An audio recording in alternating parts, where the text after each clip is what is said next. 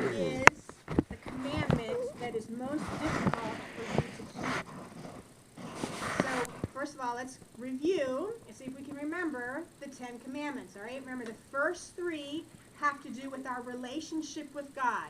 So what's the first commandment? Anybody remember? No other gods, right, okay? Second commandment? Well, that's actually part of the first commandment. First commandment. The second one has to do with the name of God. Don't take God's name in vain. And the third has to do with keeping the Sabbath holy, okay? First 3 have to do with our relationship with God. Remember, that's the foundation. And then we build the pillars, okay? And what's the primary pillar of our relationships with everybody else? Who are our first relationships with? Parents. So, honor your father and your mother, okay? Then there's the commandment to honor life. You shall not kill. Then there is the commandment to honor covenantal relationships. You shall not commit adultery. That's coming. That's coming. Then we have honoring personal property. You shall not steal. Then there's the one about honoring integrity. You shall not bear false witness. Very good. That's lying or cheating or anything along those lines. And the last 2 have to do with being satisfied with what you have. You shall not covet. That's wanting what someone else has. Okay, good. And I promised that I would reveal to you the commandment that is most difficult for me to keep. And for me, the most difficult one is number 3, honoring the Sabbath. Now you may be saying to yourself, what? You're a pastor. You lead worship. That should not be a hard commandment for you to keep. But here's the thing. It's not just about worshiping God. It is a day of rest. And I have to admit that it is very difficult for me to take an entire day and not do work. My husband and my children would probably tell you that I am a workaholic. And it's difficult for me to just focus on keeping my relationship with God for that day, prayer, meditation, and focusing on my family and not doing work.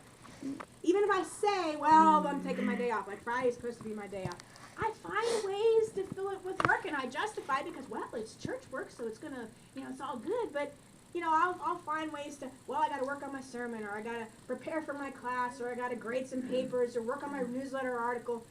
Even just checking my phone. I'm always doing this. I'm checking my texts. I'm checking my notifications. I'm always checking. And it eats away at my time focusing on God. So you could say that in a sense, work is my golden calf. Work is my golden calf. Now, what do I mean by that?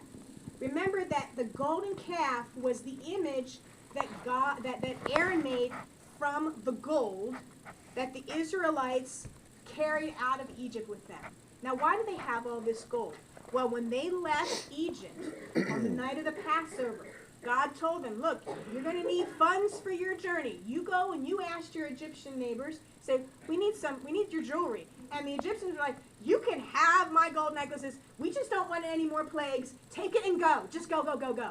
So they've got all this gold with them. They're feeling pretty good. They've gone through the Red Sea. They're happy. They're feeling good about themselves.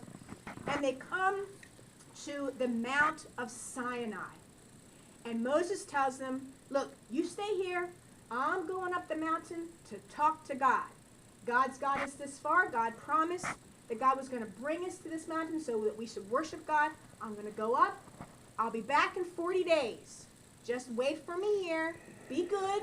Don't do anything that's going to offend anybody or hurt anybody. Just stay here. Be good. So he goes up. 40 days goes by. He's a little behind. He's coming down a mountain. He's old. He's running a little late. And they start to panic. Oh my gosh, Moses is gone. He hasn't texted. He hasn't emailed.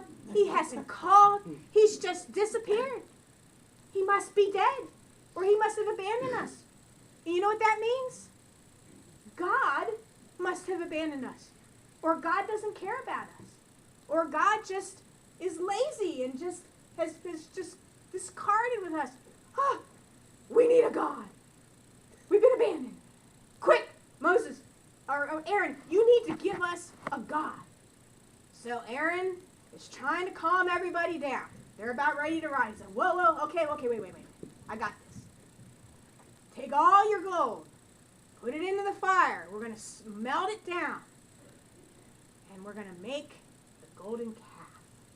They're like, yes, all right, that's good.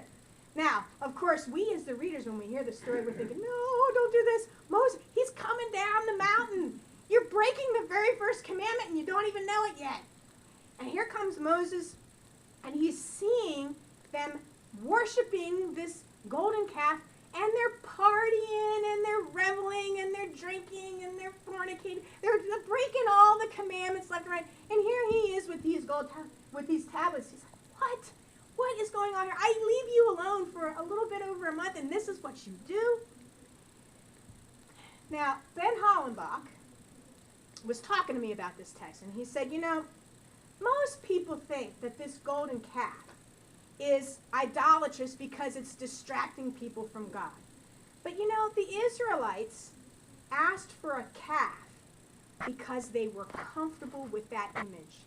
They had seen this image in Egypt. It was a God they knew.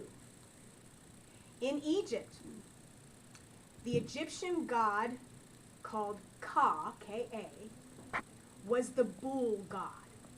And it symbolized power and fertility. It was a well-known deity. But the interesting thing is, Aaron does not make a bull.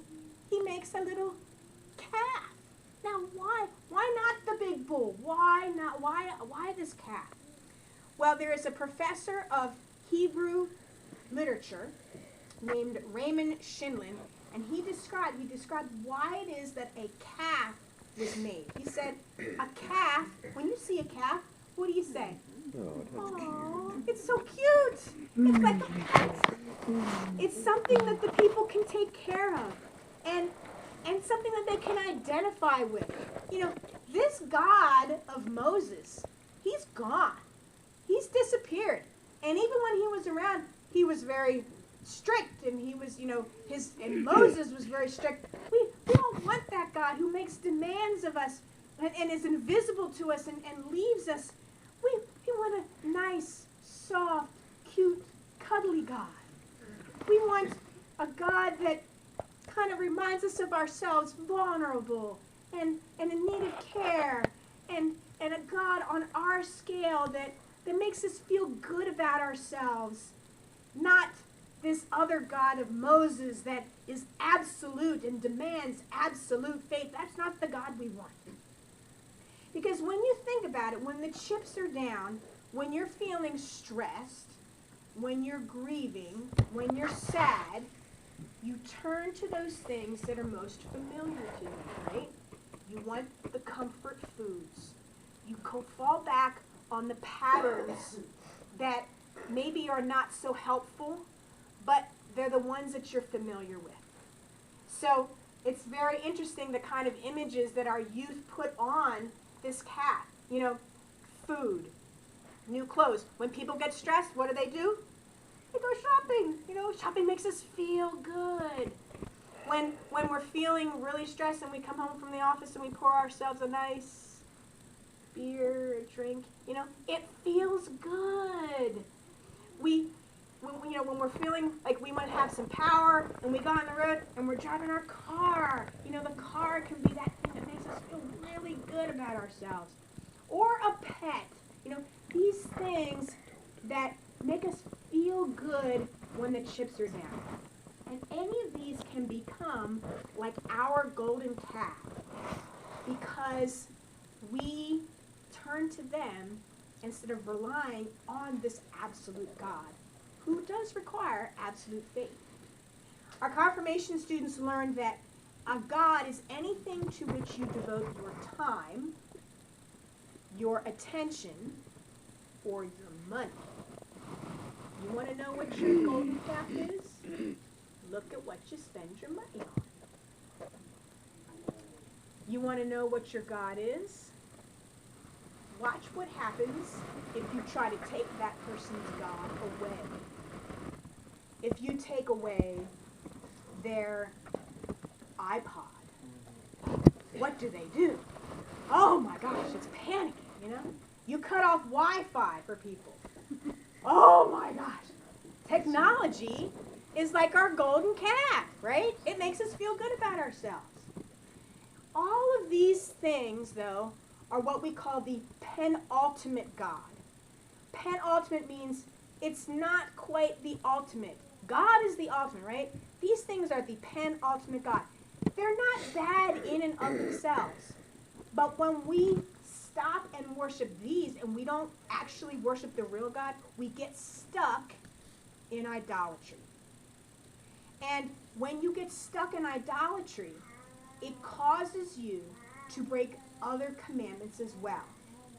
So if you really want something bad enough, whether it is a pair of shoes or a car or jewelry or your coffee, you might do certain things that would break the commandments in order for you to get it.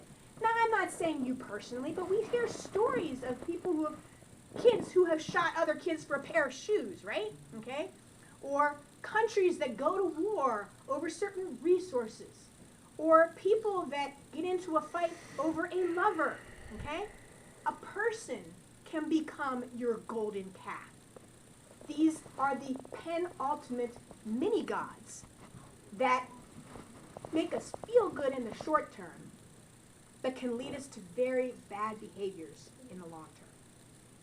So when you take these things away, and people kind of go through withdrawal symptoms. I had my students in my religious studies class, they had to go 24 hours without any technology. Oh my gosh, they were so angry with me. 24 hours. I mean that they had to write a paper about this. They were so angry that I would deprive them of this. And it sounded like somebody being deprived, like a drug addict being deprived of their drug. And they were saying, my hands were jittery. I didn't know what to do with myself. I was very nervous. I couldn't focus. These are withdrawal symptoms, right? So gods can become like addictions to us. Again, they make us feel good, but they cost us dearly in the long run. So for me, that penultimate God is work. I spend my time and my attention on work. And it does lead me to break other commandments. Even, ironically, the first one. Because it's especially difficult for a pastor. You know, you're supposed to lead the Sabbath, but you're also supposed to honor the Sabbath. And when you're thinking about leading, you're not always thinking about God. You're not always developing that relationship with God because you're thinking about, what do I got to do next? What do I got to do next? You don't just relax and let God be God. So this is like a stopgap measure. You know, if I have that time and I'm feeling like I need to fill that time, oh, well, then I'm going to work. Because these gods actually cover up what we're really afraid of. Remember, that golden calf covered up their fear that God had abandoned them. And this made them feel a little bit better. And when you look at what your golden calf is, just underneath the surface, you scratch a little bit and you'll find what you're actually afraid of. So when you scratch beneath the surface of my workaholism, you know what you find? You find that I'm actually afraid that I'm actually a very lazy person. That's my fear. That's my fear that I'm actually going to be accused of being lazy. Because that was the worst thing in our family, of being accused of being a slacker. So I overcompensate by working and working and working to try to distract from the fact that I'm actually probably a very lazy person. So work becomes my golden calf so I can feel better about myself. Now Moses, when he comes into this scene, he finds a very interesting way to deal with this golden calf. He grinds it up and makes it into this very fine powder, and he puts it into the water, and then what? He makes them drink it. Gross, right? Take it a step further. What happened after they consumed the gold? What form did it take as it left their bodies? Yes, their excrement. I mean, it gives a whole new meaning to the word bullshine. So it's actually a very appropriate punishment because it teaches them the truth about the futility of worshiping the penultimate God, because it ultimately leads to a stinky mess. Worshiping the penultimate God is like worshiping what comes out of the wrong end of your body. That's what he's trying to teach them here.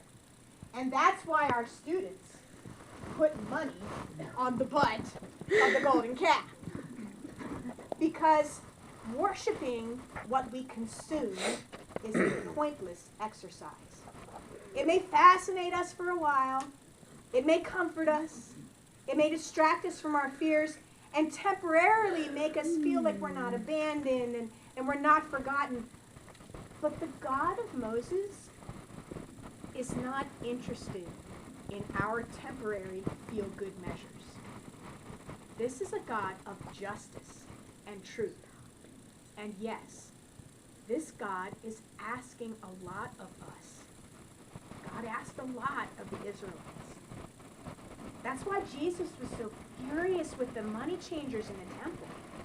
Like Moses coming down from Mount Sinai, where the people are supposed to be in prayerful expectation of a word from God, Jesus finds this raucous revelry of rampant idolatry, masquerading as preparations for worship. The people at the temple, just like those at the foot of Mount Sinai, they're turning to the penultimate God of money and wealth. Buying and selling for the sacrifices in the temple, it felt good. It was comfortable to fall back on those consumeristic practices in a time of terrible poverty and oppression, because it seemed like, well, God maybe has abandoned us, and God is hidden away in that holy of holy places and doesn't actually interact with us. So what are we to do? When you've realized what your golden calf is, what do you do? Well, the answer is metanoia, which means repent. It means to turn around.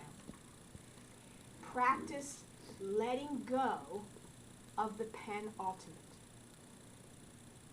Let go of the little God so that you can leave yourself open to receive the grace of the ultimate God. That's why we have these rituals in our religious calendar and on a weekly basis to help us practice letting go. We have the confession at the beginning of the service. You know, when we have that time of silence before we say anything, you know what you're supposed to do with that time? You're actually supposed to think about what you've been worshiping during the week and give that to God. And then allow yourself to be cleansed throughout the service. Build that relationship with God. Put away the penultimate God. It's coming up on Ash Wednesday, where, you know, there's that burning of the golden calf. Well, we have the burning of those palms that symbolize power and might, and we put the ashes on ourselves. And it's a practice of abnegation, emptying yourself. All during Lent, what are you supposed to do? What do you do for Lent? You give something up. It's a practice. It's to help you now learn to let go so that you do not experience the kinds of things that the Israelites experienced and find yourself in a stinky mess. So maybe when we come to Ash Wednesday and the season of Lent, you can practice letting go of your penultimate God. Maybe you can pick one day a week to go without technology and just see what it's like. Maybe you'll forego sweets during the 40 days of Lent. Maybe you will refrain from making unnecessary purchases during those 5 weeks of Lent. Maybe you'll make a commitment to come to the Bible study on Sunday mornings in Lent instead of carrying around your golden calf of excuses of why you're not here. For me, honoring the Sabbath will mean putting down the golden calf of work once a week. That's going to be my Lenten discipline. For 12 hours, I will commit to a day of walking and exercise and playing games with my kids and going to lunch with my husband. Oh my gosh, he's recording this. It's going to be on the internet. And I'm really accountable, right? I'm really accountable. And spending time in prayer and meditation. As we recommit to God, it's not going to be easy. It will mean sitting in the bullshine and realizing the messes that we've made. But through that process, the impurities of our sins will be washed away by the one who calls us and redeems us and washes away in the waters of baptism all of those things that keep us away from God. This is our time to renew our spirits, renew our relationships, and renew our love of God. Amen.